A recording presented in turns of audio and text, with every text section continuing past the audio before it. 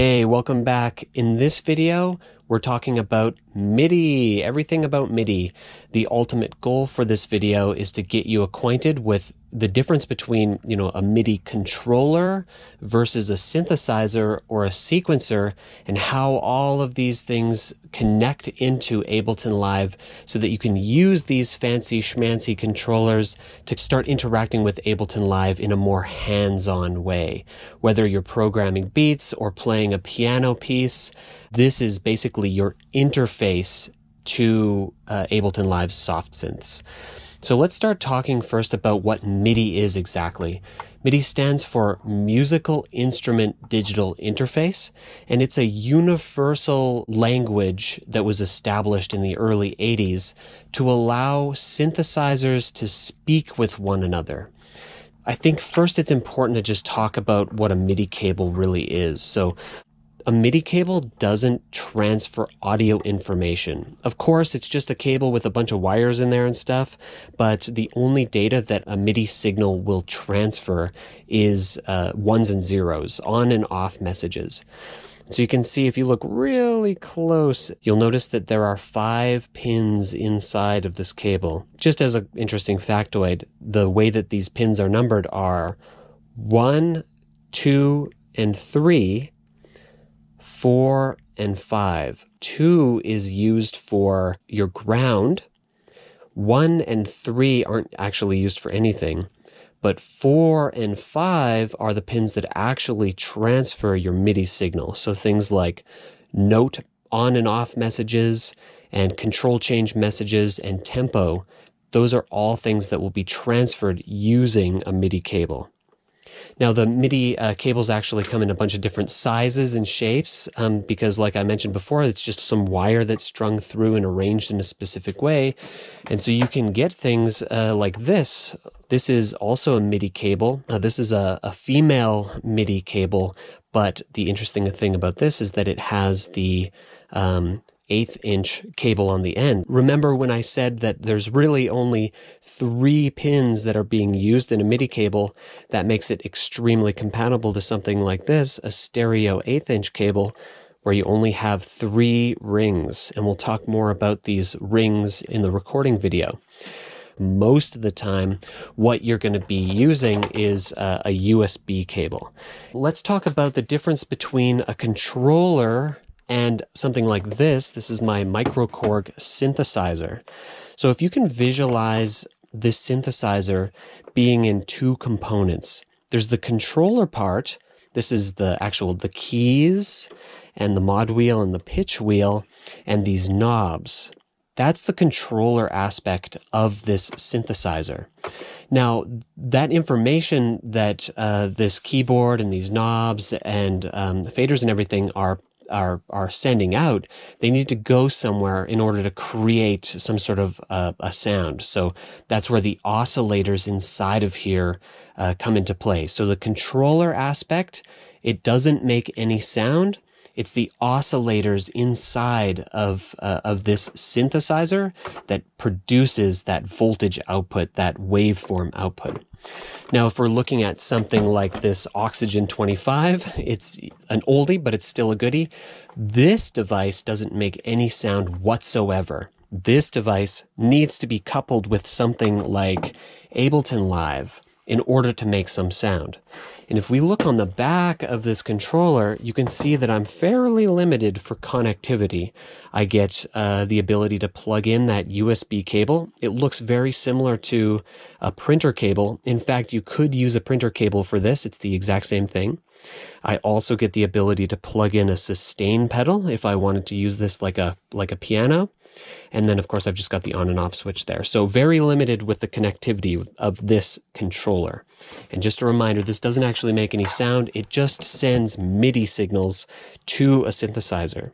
Now, something like, for example, this Korg pad control, this is a MIDI controller. It doesn't make any sound, but it has our traditional MIDI output and MIDI input signals here and the USB.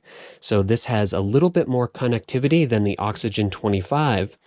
And what makes this special is that I could actually take this, this device and plug a MIDI cable into this, and then plug it into the MIDI input, if you'll see here, of my microKORG synthesizer. So instead of using the keys on my microKORG synthesizer, I could actually use the pads on my Korg. So that's just two different types. So we got the synthesizer that's a combination of a controller and a synthesizer or an oscillator inside of there.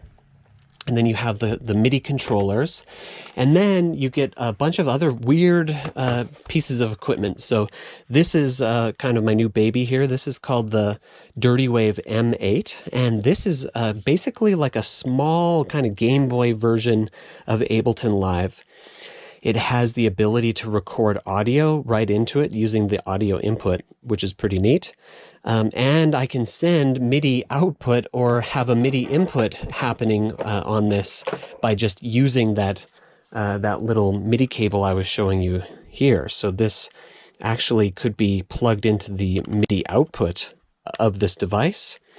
And I can plug this into my microKORG synthesizer. So with this little Game Boy pocket-sized dealio, I can be controlling the sounds on my microKORG synthesizer, send the sound from that microKORG back into this this unit here, and I could be recording that sound, which is pretty cool. So as you can tell, MIDI is a very versatile language where you can universally connect between controllers and synthesizers in so many different ways and so many different configurations. Now, let's say I wanted to use my Korg synthesizer and plug it into my computer. This is where we start running into some questions because, of course, my Korg synthesizer only has the MIDI outputs there. And my computer only has USB inputs, so I need to find a way to change that MIDI signal into a USB signal.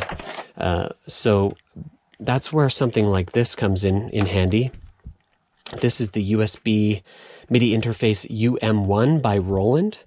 And I highly recommend this one. I've tried other USB USB MIDI interfaces before that have completely failed me. Specifically this one. Don't buy this one. Bad. Doesn't work.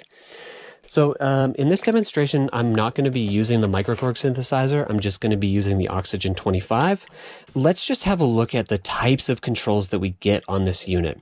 We get 2 octaves of keys. We also get these 8 knobs.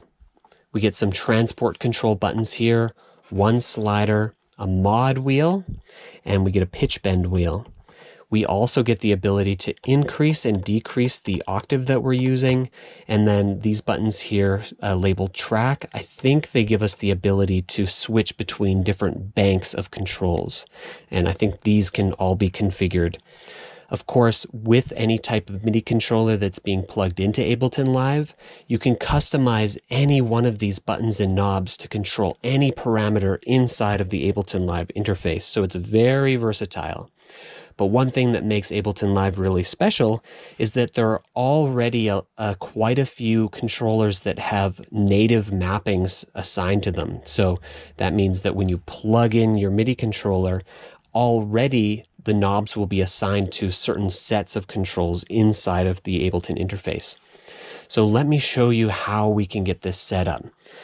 This isn't a tutorial on absolutely every MIDI controller, so whatever MIDI controller you end up picking up, whether it's new or used, I highly recommend just reading like the quick start guide that came along with that unit, or do a Google search if you don't have that manual. But essentially what you'll do is you'll plug it into your computer, and when you plug in your MIDI controller to Ableton Live, you'll be able to see it in most cases immediately after you jump into the MIDI tab of the Preferences panel, which, just a reminder, can be opened using Control comma on a PC or Command comma on a Mac. Now, the control surfaces are defined by the menus in the Link, Tempo, and MIDI tab, and up to 6 supported control surfaces can be used simultaneously in Live. Ableton Live comes equipped with a set of natively supported control surfaces. To set up those control surfaces, you'll first open the chooser in the control surface column to see whether your control surface is supported natively by Live. If it's listed here, you can select it by name, and then it defines its MIDI input and output ports using the two columns to the right. If your controller is not listed, then don't worry, it can still be enabled manually in the next section. If your MIDI control surface isn't listed in the Link Tempo MIDI Preferences control surface chooser, it can still be enabled for mapping in the MIDI ports section of this tab. So the MIDI ports table lists all of the available MIDI inputs and output ports, and to use an input port for remote control of Live, just make sure that the corresponding switch in its remote column is set to on. You can use any number of MIDI ports for remote mapping, and Live will merge their incoming MIDI signals. When working with a control surface that provides physical or visual feedback, you'll also need to enable the remote switch for its output port. Live needs to be able to communicate with these types of control surfaces when a value has changed so that they can update the positions of their motorized faders or the status of their LEDs to match. To test your setup, try sending some MIDI data to Live from your control surface. The control bar's MIDI indicators will flash whenever they recognize an incoming MIDI message. And once your controller is recognized by Live, you have completed the setup phase. So now that that's hooked in, let's have a look at some of the various ways that you can start recording in Ableton Live. We'll start by recording in the arrangement view. So since I really only need one of these MIDI tracks, I'm just going to clean up my workspace by selecting these three and just deleting them. MIDI isn't actually transmitting any audio data whatsoever. It's just an operator kind of conducting the instruments that it's sending data to, meaning that you can use the same MIDI controller to control everything from piano, soft synths, to another actual hardware synth. Back in the day, and maybe still currently in some theaters, MIDI is used for controlling the curtains and lights inside of a movie theater, for controlling light shows at events. Which is pretty cool to imagine that you could play a huge lighting rig using something like this old Oxygen 25 or your push-to controller or what have you. So it doesn't matter what MIDI is plugged into. If the device can read MIDI information, it can interpret it and change it into some other result. In our case, we're going to use some sort of a piano patch on this MIDI track so that when I'm hitting the keys on my piano, I can actually hear that the piano sound coming out of my speakers. So let's just do a search for piano. My favorite is the grand piano. So I'm just going to grab the grand piano equal bright solo, and I'm going to drop it on here. And once that loads up, you'll notice that this track now has this big device in here. So the signal flows entering from the left side of the device chain. So over here, you can see that there's a vertical area here of dots indicating a MIDI input. And that MIDI input is being transformed into audio that sounds like the instrument that we're using, in this case, the grand piano. And so you can see the output meter here has changed to a stereo volume meter. And so this is indicating the left and right channel. So when I press any key on my keyboard, in theory, we should be able to hear some sound. So I'm just going to do that now. Excellent. Our initial setup worked. There are a few things to tweak though, and you might find this same thing happening to you. First off, if you started your session with multiple tracks, let's say I had those 3 MIDI tracks that I had just deleted, and for some reason, you had that grand piano loaded onto this track and you're hitting a key on your keyboard and you looked up in the right-hand side of the screen and you are receiving MIDI data, but you're just not getting any sound. Just make sure that you have the correct record arm button set on the track that you'd like to play. So these buttons here next to the solo and just above the pan area in the arrangement view, this is the record arm button. This is going to tell Ableton Live which track you want to be recording with, and on top of that, it's also going to indicate to Ableton Live which track by default you want the MIDI data coming from your MIDI controller to control. So, for example, if I had maybe track 3 selected which doesn't have an instrument device loaded onto, if I press my keyboard, I'm going to see that I'm getting some MIDI input, and I can see that in the input and output section on all channels, I'm getting a little bit of a MIDI input. And even on the left-hand side of my device chain, I'm getting a MIDI input, but because there's nothing to translate that information into audio information, we're not hearing any sound. So if I want to switch, I can just hit the track that has the device on it that I want to play, and then we're in business. You can also play multiple tracks at once. Just as a side note, you just have to create a multi-arm selection by holding Command on a Mac, Control on a PC, and that will allow you to control multiple tracks and record multiple MIDI tracks at the same time. Of course, there are a lot of routing tricks that you can do with MIDI and a lot more advanced techniques you can use with this, but as an introduction, this is the essential information that you need to get MIDI information into Ableton Live so that you can start recording. So another thing that you might have recognized, if you're anything like my current setup right now, is that when you press the key on your keyboard or MIDI controller of any kind, there might be a small delay or maybe a long delay between the time that you hit that button to the time that you actually hear the sound. And this is called input and output latency, since Ableton Live has to react to a MIDI input as you're controlling some soft synth in the program. It does take a little bit of time for your computer to process that information. And depending on what type of synthesizer you have loaded onto your track and maybe how powerful your computer is, you might experience some of this latency that I'm describing if your settings aren't optimized. Let me show you how you can optimize your buffer settings so that you can find a good balance between maximum CPU usage and overall output latency.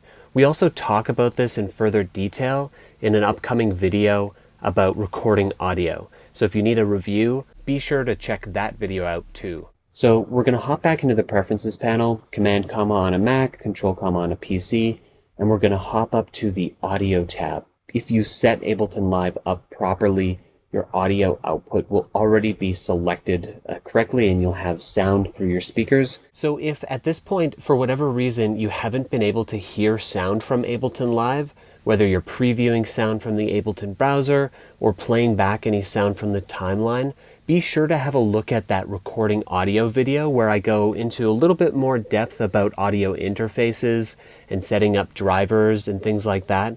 But if you've tried everything, please bring this to my attention by either contacting me via email, Discord, or during one of our next Zoom group chats. So looking down in the latency area of the audio tab, we've got the option to choose how many samples Ableton Live is buffering ahead of where we're actually hearing the audio. A good visual comparison for what's happening with the buffer size in Ableton Live is a YouTube video where perhaps you're watching a YouTube video on maybe a slow internet connection. You can see that there's a little gray bar that expands ahead of your current playback position. And what that's doing is it's just preloading some of the frames ahead of the current play area just to ensure that you're not going to stop every time your internet slows down a little bit. So because Ableton Live is preloading the samples ahead of the play area, that's what really contributes to that overall output latency. So what we're looking to do is find a balance between the buffer size and your computer's CPU load. If you set the buffer size too low, you'll get a very low overall latency, but you might experience some crackling sounds and Ableton Live won't be able to actually produce that sound smoothly. But if, of course, you set the buffer size too large, then you're going to be getting that output latency that's higher than an ideal amount. An ideal target to aim for with the overall output latency is somewhere below 25 milliseconds. I'm going to say that again. Aim for below 25 milliseconds overall latency if you want to avoid hitting a key on your keyboard and getting the feeling that there's a slight delay before you actually hear that sound. My overall latency right now is quite high, but that's just because I'm shooting this video and I have to route the audio through an app in order to record this audio. So just, again, try to keep that overall latency below 25 milliseconds. Okay, so let's have a look at this. We've got our piano set up. We've got the buffer latency turned all the way down as far as we can go. We've got an instrument loaded onto the MIDI track, and we're ready to record. So the first way that you can approach this is setting your playhead at the point in your track where you'd like to do a little bit of recording. So usually if I'm doing some type of recording, I'm at a point where I've maybe already created some location markers.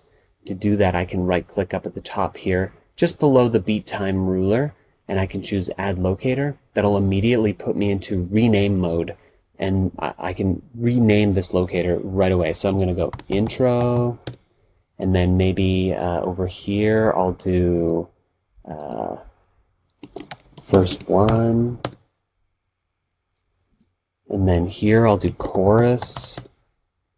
Maybe we'll have like a double chorus, and then I'll do breakdown all the way to the end of my track. This will keep me organized as I'm doing my recording, and it's also going to just be a nice visual to-do list so that I can stay on top of all of the pieces of a song that I need to create, not just an 8-bar loop. Let's say I'm an amazing pianist and I have something pre-written. So what I'll do is click at the beginning of that timeline where I'd like to start recording. I'll confirm that the record arm button is turned on, and then I'm going to just go ahead and hit this record button, and we'll see what happens.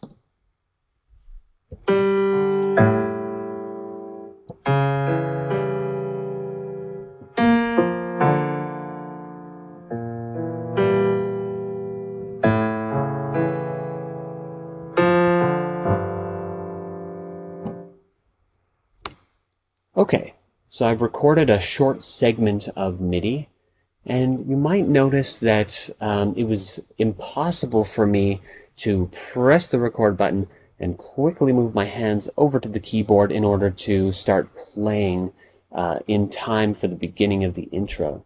So this is a job for a count-in. So what I'm going to do is just reset here by undoing Command Z on a Mac and Control Z on a PC. And I'm going to put my cursor up in the top left-hand corner where I can see these two circles, one's filled in and one's hollow. And this is our metronome and count-in area. So if this is clicked on, this is going to show me my metronome is on. And if I want to change any of the settings for the metronome, I can just hit this little arrow button, and this will give me all the settings that I need for either a count-in, if I want to hear a few clicks to give me the tempo before the recording starts. I can also change the sound of the metronome, and I can change the rhythm and rate of that metronome click. So I'm just going to keep this at auto. I'm going to set the count in for 1 bar. I think that'll give me enough time. And just for fun, let's switch this from classic to wood. Okay, so now that I'm all set up here, I'm going to hit that record button, and I'll start playing just in time for the recording to start.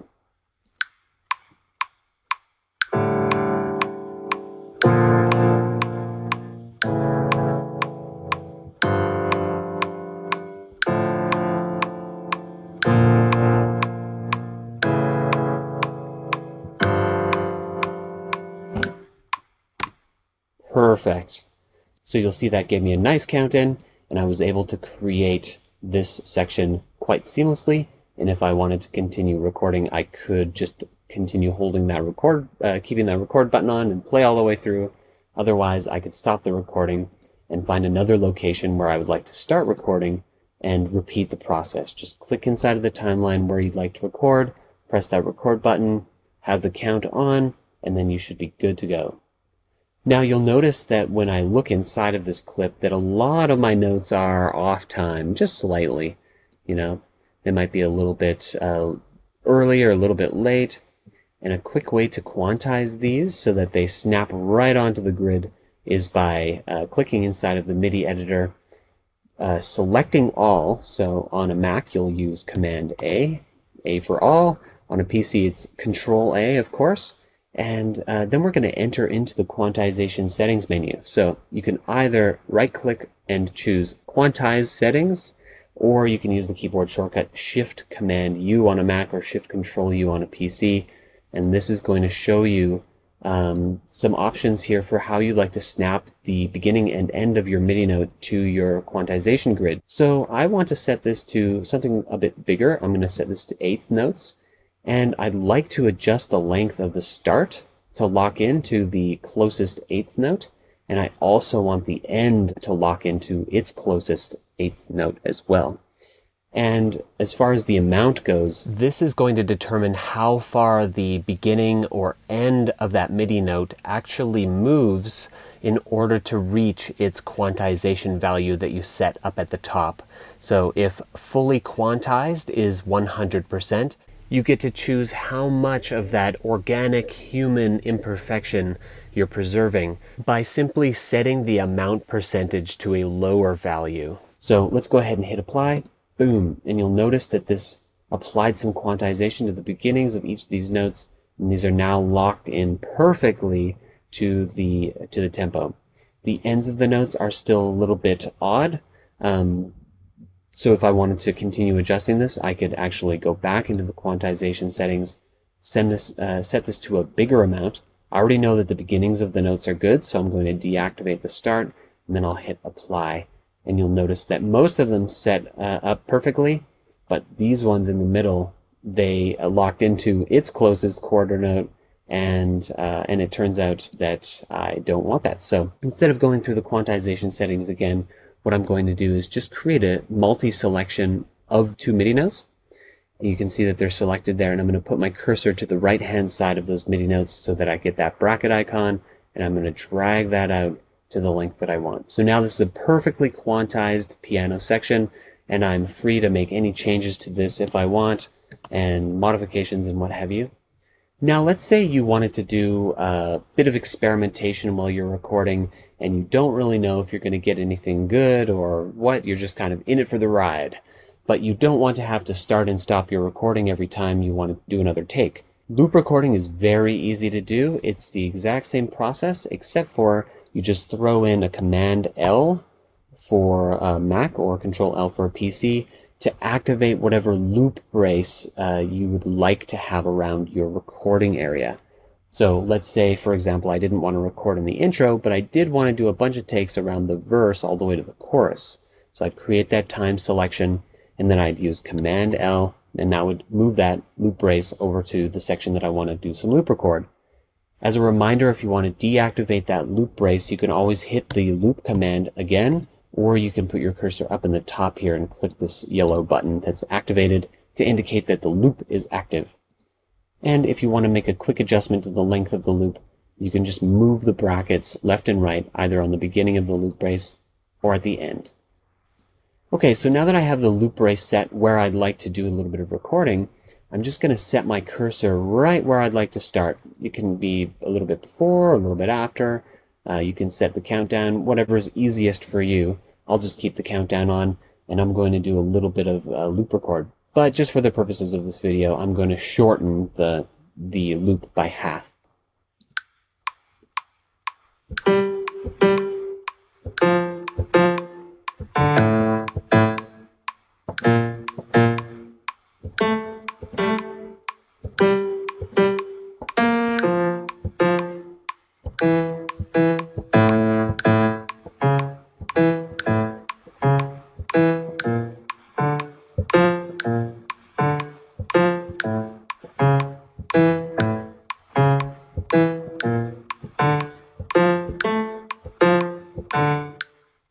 Well, the beginning of that jam was okay, but I definitely feel like I dialed it in a bit more near the end.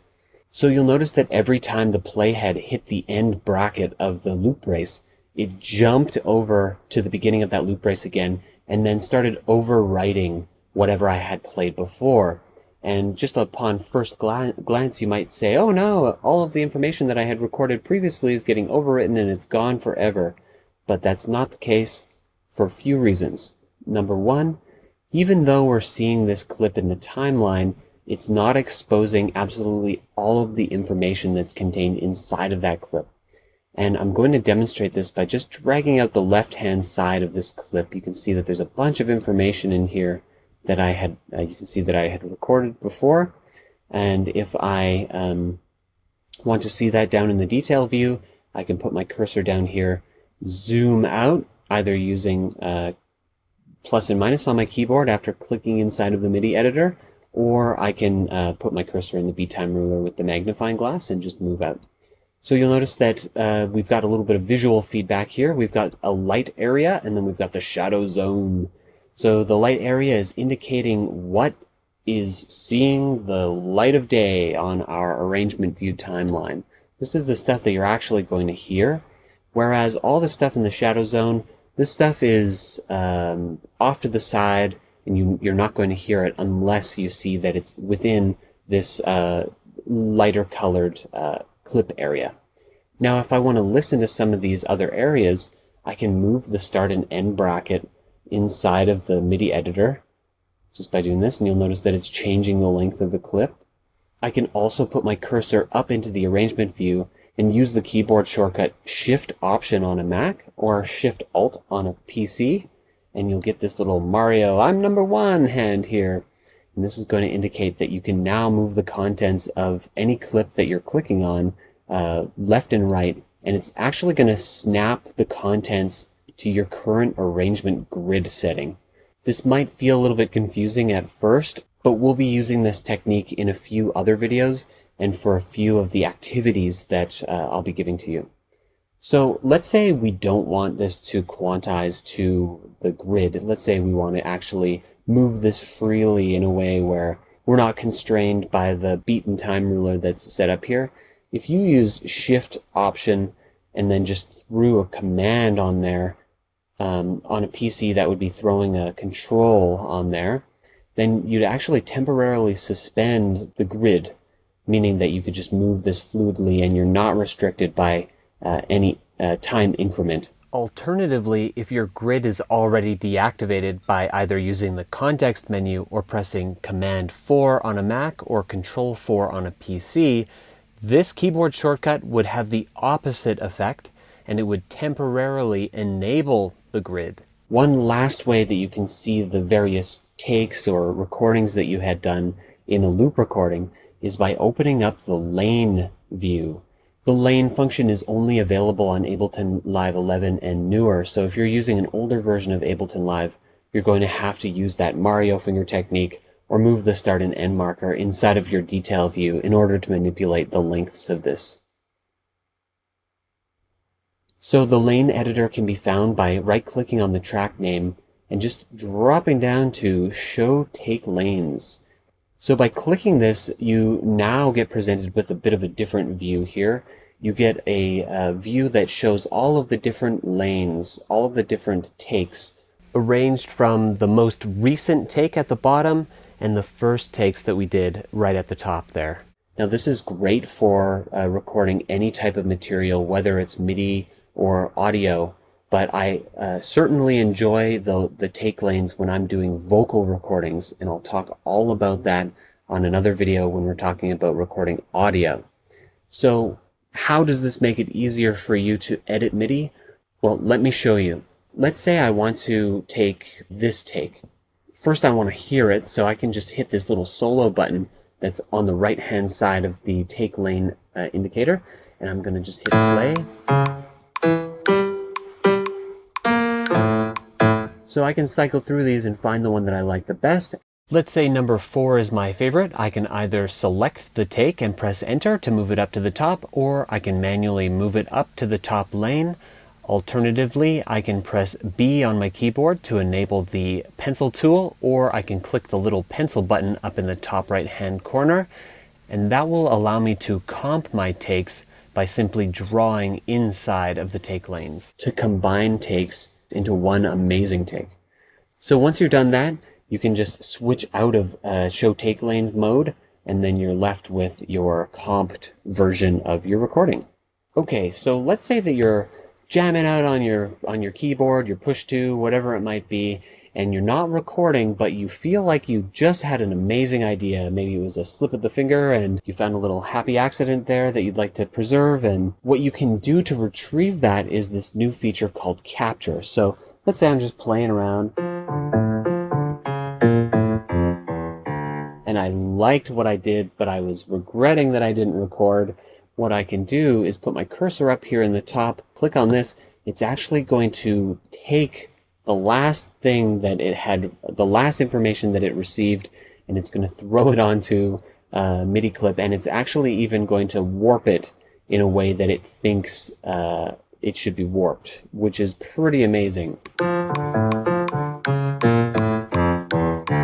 Quickly talking about MIDI mapping, if I want to map any of these parameters to my MIDI keyboard, I can switch to MIDI map mode by using Command M on a Mac or Control M on a PC. Click the parameter that I'd like to adjust.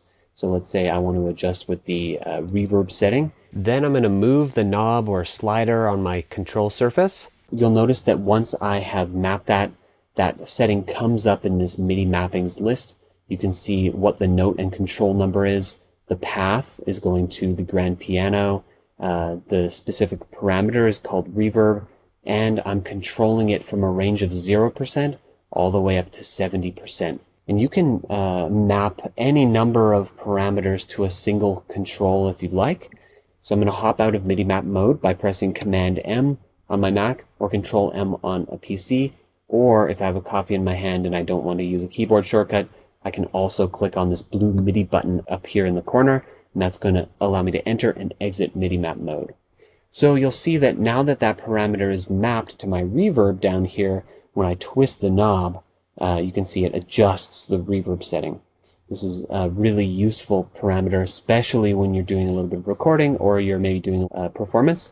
And this will also allow you to record automation. And I'll tell you all about the miracle of automation in just a bit. So let's talk about another way that you can do a loop recording. So if you're like me, maybe I like to create some type of complex drum rhythm, and it's just difficult for my fingers to manage all the different patterns. I might want to just loop record and create one instrument pattern at a time.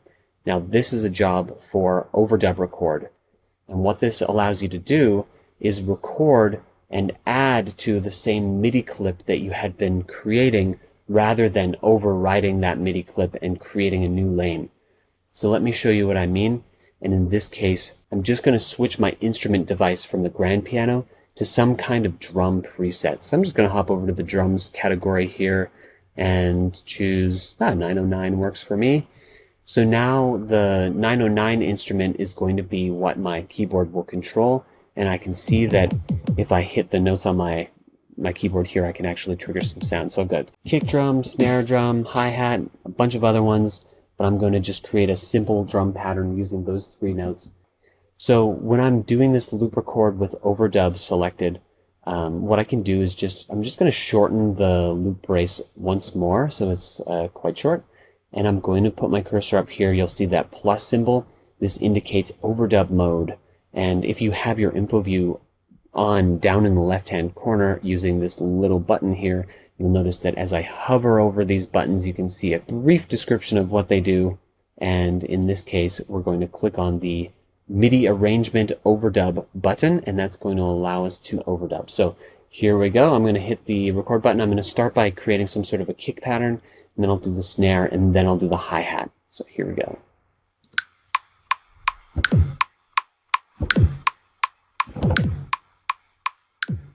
Okay, not bad, a little bit weird, but that's okay. So I'll do the snare now.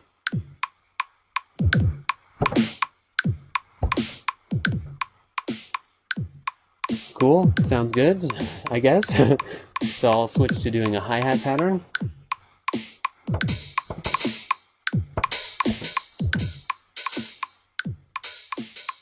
So of course that was a very rough drum idea. A little bit of latency here because of my audio output. I know, excuses. But what we're left with here is we're left with a single MIDI clip that has these multiple recording takes all added in and baked in all together, which is pretty amazing here. And now if we want to edit this and make it sound less rough, I can of course just go in here and use the quantization setting that we were using or what have you. So that is Overdub record mode, and it's extremely useful. I highly encourage you to use that Overdub record mode and just come up with ideas, one element at a time. So I'm just going to deactivate that for now. Let's start with a fresh MIDI clip for this next demonstration about automation. Automation can be a little bit of a tricky topic, so definitely be patient with yourself and absolutely review this video more than once if you need. And then, of course, I'll be available to you if you have any questions during our group session. So I'm just going to hop into my user library here, into my elements folder. I'm going to look into my rhythm, look in my rhythm area here, and I'm just going to see if I can find some sort of a drum beat that I can use for this demonstration. Okay, that sounds pretty cool. I'm going to take this clip and drop it down into the drop area. This is so that I can get the instrument that was on this clip and then also the proper track. I'll just delete any of these extra tracks that I no longer need. So what we're looking at here is a drum beat that I did for one of our 30-day beat challenges here with the Space Food crew. But what we're going to do now is add a little bit more movement to this by introducing a bit of automation. So what is automation? Automation is a change on a parameter over time. So let's say you wanted to add some type of an audio effect to this, such as reverb. I'm just going to use that as an example because it's an easy one. So I'm going to search for reverb. I'm going to click on audio effects, and let's just look at some of the reverb and resonance options here. My favorite is the hybrid reverb. It's a really powerful space generating tool. And so I'm just going to drag that onto my device chain after the drum kit. Sometimes I won't do this, especially on drums, but in this circumstance, I'm just going to put the reverb on the whole drum kit and YOLO. So here we go. So we've got the hybrid reverb, and I want to adjust some of these settings. For example, maybe near the end of this beat or near the middle of the beat, maybe I want it to sound like the drum kit is flying off into the distance, and then it's going to come back right before the fifth bar. So just to show you what this will sound like, I'm going to use the dry wet knob in the bottom right hand corner.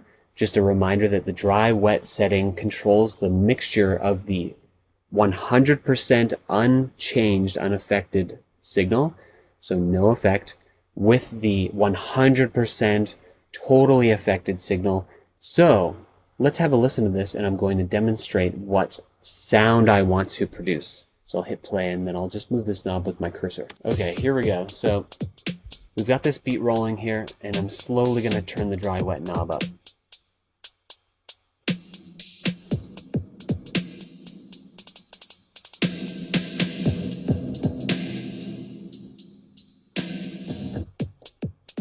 Pretty cool. How do we record this so that it'll automatically create this change every time for every parameter that I want to do? Well, let me show you a few ways. We can choose the automation record mode, which is this guy up here, 2 dots connected by a line.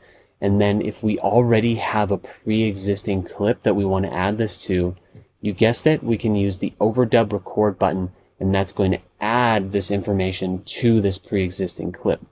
So I'll set my cursor near the beginning of the clip where I'd like to start recording. I've got the record arm button selected for the track that I'd like to record automation on. Hit the arrangement record button, and the moment I press that dry wet setting here, it's going to start adding in the recorded automation into my clip. Let me show you.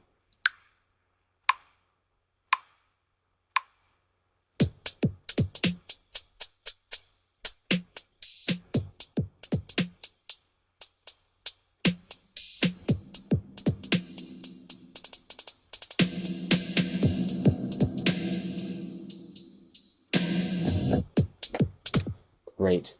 So you'll notice now that the moment I moved this parameter while I was recording, got this little red dot next to the parameter.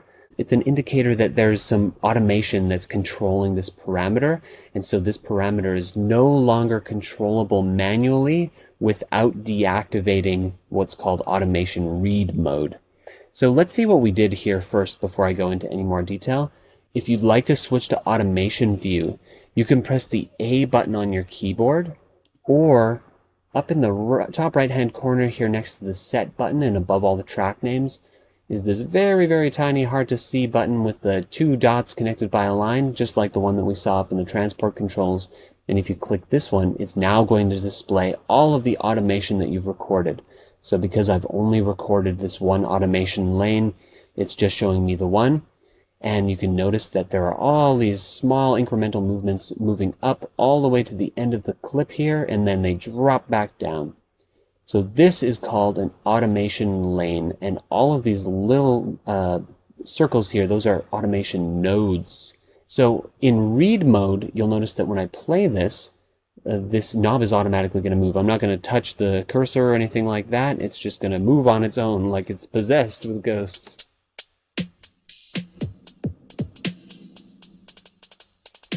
Okay, you get the idea there. So how can you manipulate automation? Let's say I'm not so happy with this. Maybe I cut the automation a little bit too soon, or I'd like to change the pattern altogether, or maybe I don't want to record automation at all. I want to pre-program it in. I don't want to do it live because it's maybe too slow or whatever reason. So automation will always become available in automation mode after you click the parameter you'd like to automate. For example, if I wanted to control the stereo parameter of this reverb using automation, I can click on the stereo knob, and you'll notice now up in the track area here, we can see that the automation lane changed, and the drop-down represents this.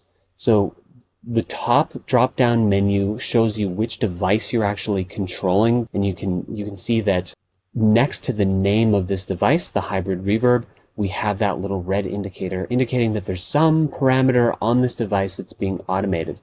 So I can select that one, and then I can choose the next drop down, and this is actually going to show me all the automatable parameters on this device that I can control. And you can also see that I've already created a recording of a dry-wet automation lane. So in this case, I want to adjust the stereo width. So I've clicked on the stereo knob. We get this stereo width setting, and the automation lane currently is dotted, indicating that we don't have any automation currently on that lane. Now, if you were eager and you wanted to just jump right into this, you could click on the line and start moving this around or what have you. But before you do that, anytime you're doing any automation, I highly recommend that you hit the little plus button here. This is going to create an independent automation lane every time you want to create some new automation. And the reason why this is going to be really important, especially for more complex projects, is if you're automating, hundreds of parameters, you want to be able to quickly see which parameters are being automated, and you don't want to get those parameters lost in a list somewhere. For example, where is our automation for the dry-wet setting on the hybrid reverb? If we want to find that again, we either have to click on the parameter again, or we have to go up into this drop-down here, choose the hybrid reverb, second drop-down, choose the dry-wet, and now we can see what automation we have there. So I'm just going to go ahead and hit this plus symbol. And before I continue, another reason why creating this separate automation lane is important is because sometimes if you're editing automation up here where the clip sits, you can accidentally adjust the clip itself. You can move it around. You can accidentally copy portions of the clip. I digress. So we've got hybrid reverb width set up here in its own lane, and we want to create a similar shape as we've recorded. So what I'll do is I'm going to click on the start and end points where I know I want the automation to start and where I want it to end. So I'm going to click here, and you can see that that's created a very, very tiny, hard to see node, and that's going to be sort of like an elbow or a knuckle of some kind. And I'll go over to where I'd like the automation to begin, and I'll click to create another one, and then I can drag this down, or if you prefer, you can just click and hold that click and drag it down, or if you're a quick automator, you can put your cursor near the bottom there, and you can double click inside of the automation area, and that will just automatically set those automation nodes anywhere you double click, which is pretty nice for really quick automation changes, especially if you're making something like dubstep. Alternatively, what you can do is if you create some sort of a time selection inside of this automation area, and to create a time selection, of course, you click away from the line. So don't click on the line, or that's going to create a node, as you can see there. You're going to either click above the line or below the line, and you're just going to click and drag the distance that you'd like that automation to happen. So I've got that automation set there. Now I'm going to right click on my time selection, and down at the bottom of the context menu, you can see that I have all these pre-made shapes, and there's some pretty cool ones in here, and definitely some ones that I use quite often, like this upward ramp, which automatically sets the first edge of that selection to 0%, and then the end edge all the way up to 100%. Some of the other options here are, of course, like a sine wave, triangle wave, square wave. You get an S curve out, all very useful shapes. So I'll just set this back to the upward slope, and then you'll notice that I've got an extra node here. You know, maybe I want this to be 0% all the way from the beginning, and then I want it to increase up to 100 just after the second bar.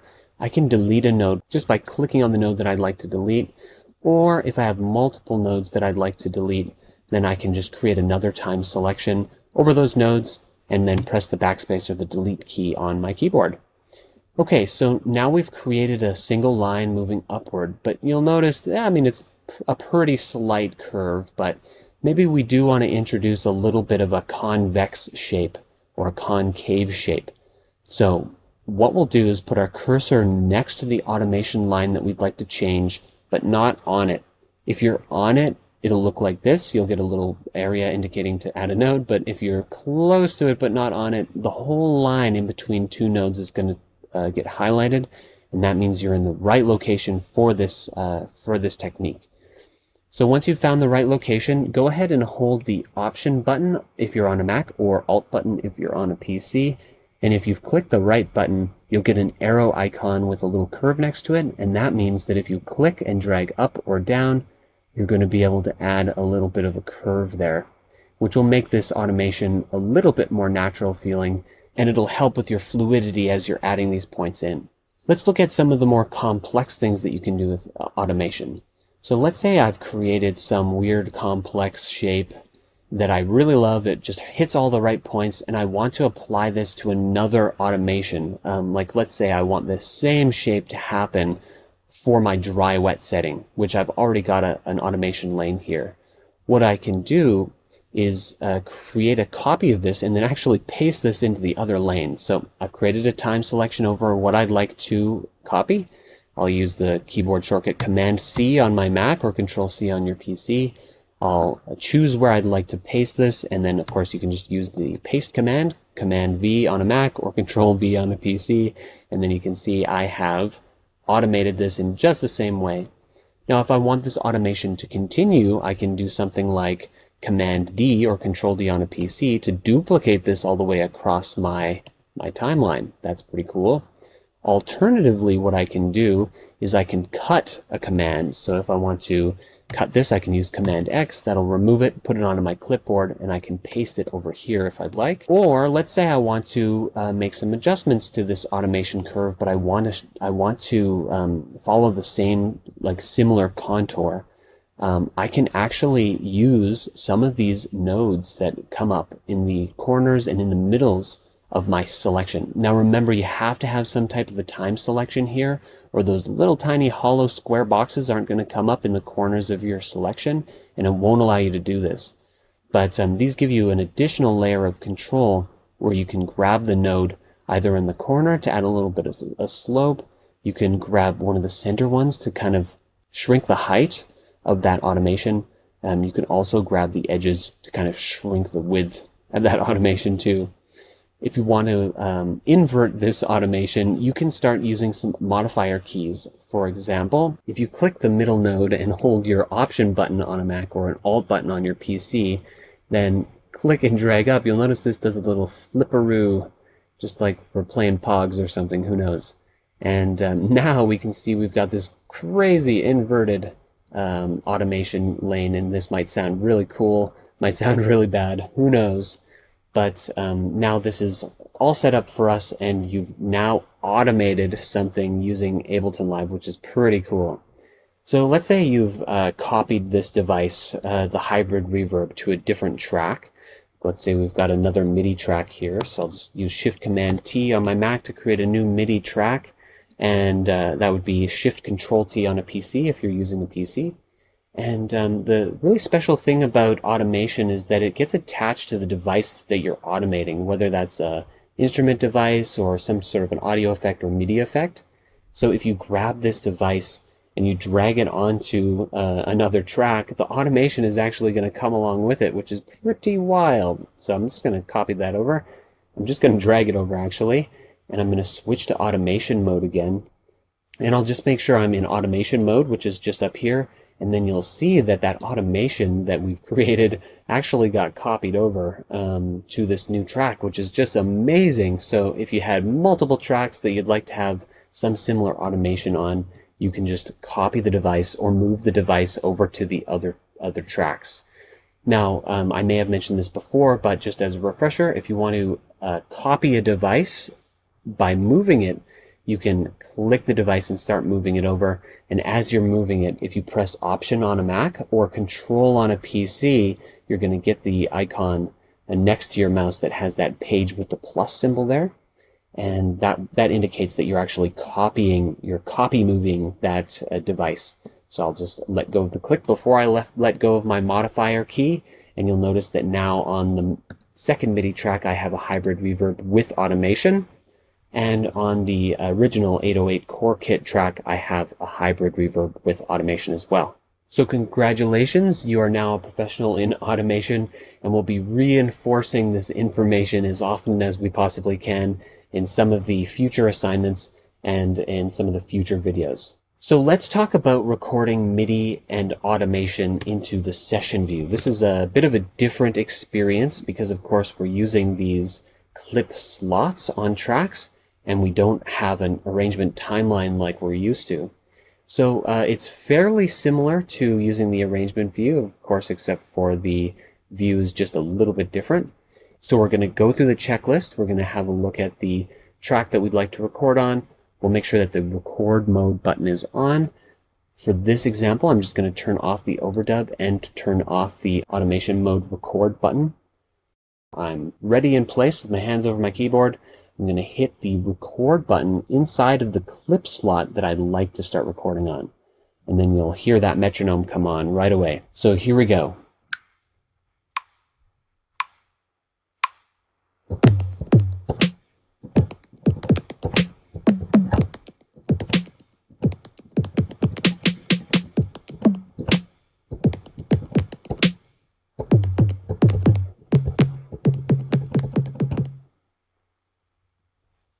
So now that I've finished recording this, I can press the clip launch button here to immediately start playing that clip after I've finished recording it.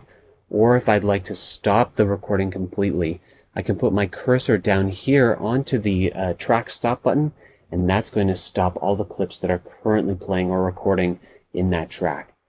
So I'm going to double click on this clip so that we can have a look at my amazing recording that I had created here. And you'll notice that I started the recording, I had the countdown on, so my first beat is fairly close to the first downbeat of the clip here, but I delayed in hitting that record stop button, so you'll notice that the clip is actually quite long, and I only have MIDI data for the first half or so of this clip. So if I want to adjust this, just grab the end marker, and slide this over to where all of your MIDI notes are, and that's going to stop the clip once it reaches this end point here if the loop button is turned off. It was originally turned on there, and you'll notice that now that I've turned that loop button off, we can see that shadow zone again. So only the stuff that's in the light area of the detail view is going to actually play when we hit the play button.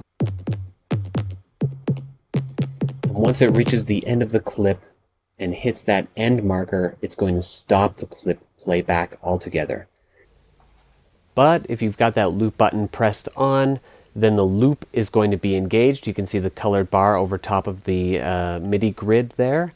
And once the playhead reaches the end of the clip, it's going to jump on back to the very beginning of that clip again. And so then you can just keep your MIDI clip looping until the end of time. Because this was initially a pretty long clip, I just shortened that loop brace slightly so that you can see that playhead jumping back to the beginning of the clip again. Now, once you've mastered loop recording on one track, the real fun with Ableton Live Session View comes along when you start adding other tracks, other instruments, and you can loop record those at the same time as your previous loops are continuing to play back. And so if you've got your MIDI controller handy, I encourage you to plug that in and start practicing loop recording. Practice recording MIDI into the session view or into the arrangement view. And if you don't have a MIDI controller, you can go ahead and press that QWERTY keyboard button in the top right-hand corner of the interface, and that will allow you to use your computer's QWERTY keyboard, the keyboard that you use for typing, as if you're using a piano MIDI keyboard. So if you look at the keys between A and L, you can visualize those as being the white keys on a keyboard, whereas W, E, T, Y, and U and O are the black keys on a keyboard, the sharps and flats. Now, below the white keys on this MIDI keyboard, Z and X will increase and decrease your octave range, and C and V will increase and decrease the velocity that you're hitting those notes, since your computer keyboard keys aren't velocity sensitive. If you'd like to see which octave or what velocity setting your QWERTY keyboard is currently set to, look down in the bottom left-hand corner of your screen into that sort of heads-up display area. As you increase and decrease the velocity or the octave, you'll be able to see information on which octave and what the velocity number is right down at the bottom there. So of course the highest velocity, 127, will make the loudest possible note that you can produce on that instrument that you're plugging those MIDI notes into.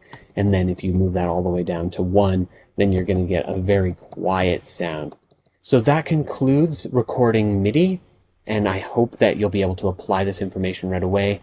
And in the next video, we're going to take a deep dive into recording audio using your Ableton Live input settings, whatever built-in microphones you might have. You might have an audio interface plugged in that you'd like to use as your input source. And as a bonus, if you don't have an audio interface or you don't have a microphone that's decent on your computer built in, then I'll also teach you how you can use your phone for doing things like field recordings, and it usually produces some really interesting results, and you can start creating some pretty interesting and unique sounds using this technique. So I'll see you there.